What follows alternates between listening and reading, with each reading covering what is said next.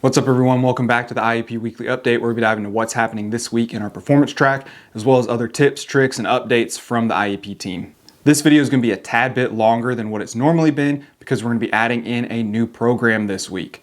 We're going to be covering the performance track as we have been, and then our new variation of the performance track called Readiness. That is going to be meat and potatoes of what we do here at IEP.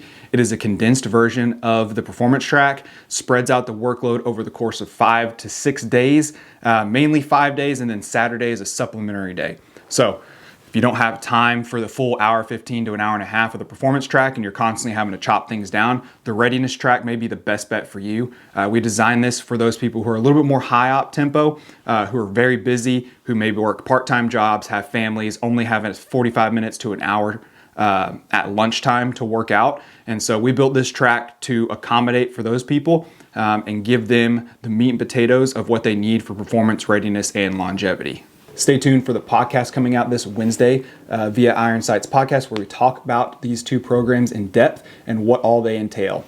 But this week, we're going to be introducing a new segment where we cover what's happening in that track. And then as we build out more programs, we'll start adding it to these videos, and there'll be chapters. So if one is not relevant to you, you can just skip it and go to the next chapter.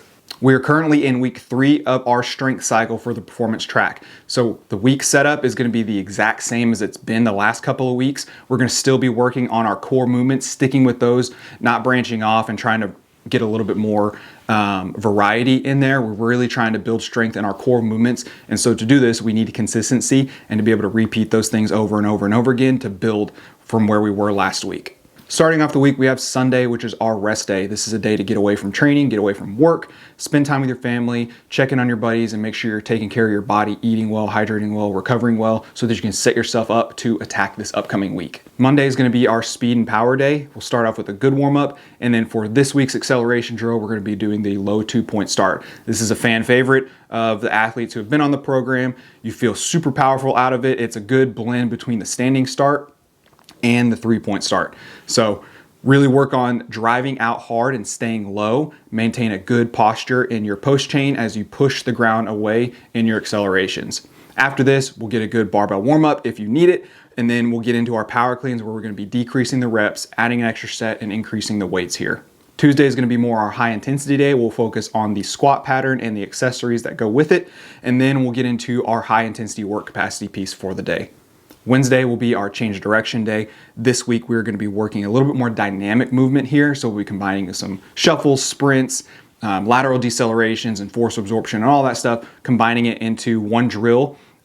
Everything will build up to that drill, and this week's drill is going to be the pro agility. So once you work through that, that should take about 30 minutes, and then you'll have 30 to 45 minutes left in the session for an upper body strength session. So we'll be working the 3-point row as our main pulling movement, and then we'll hit close grip bench press and then some pull-ups before we close out the day. Thursday is going to be our endurance focus day. We'll be doing aerobic capacity for the work capacity segment of the day. This will start off with a good warm up, some mobility, some movement prep, and then obviously the capacity prep before we get into the actual segment of the day. Friday, we'll close out the week of all of our main training days. This will be our all around day. So we'll work on some top speed here, some pulling strength with the deadlift, and some horizontal pulls.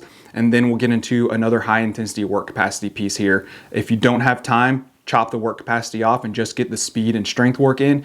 That'll give you the meat and potatoes of the day. Saturday is going to be totally optional based off of the need of the individual. If you need to use it as an active recovery day, do so. If you need to use it as a makeup day to catch up from some stuff you may have missed during the week, do so. Or you can use it as a zone 2 cardio day that our team has put together for Saturday. So that covers the performance track. Now we're going to talk about what's happening in the readiness track. So it's going to be a very similar setup for this cycle. Once we get through the strength cycle and into the next cycle, which is going to be more true performance training, it'll kind of have a little bit of a solid, easier to depict differentiation between the two. So Sunday is going to be the same thing as it was, rest day here, and then we'll get into Monday, which is going to be our speed and strength day, focusing on the lower body. So we'll do a good warm up, hit some low 2-point starts for the acceleration, hit your barbell warm up to prep you for the lift that's upcoming, hit a few sets of power clean, and then we're going to hit our front squat pattern here, and then our lower body accessories for that day. Tuesday will be our high intensity work capacity. So it's only work capacity on these days.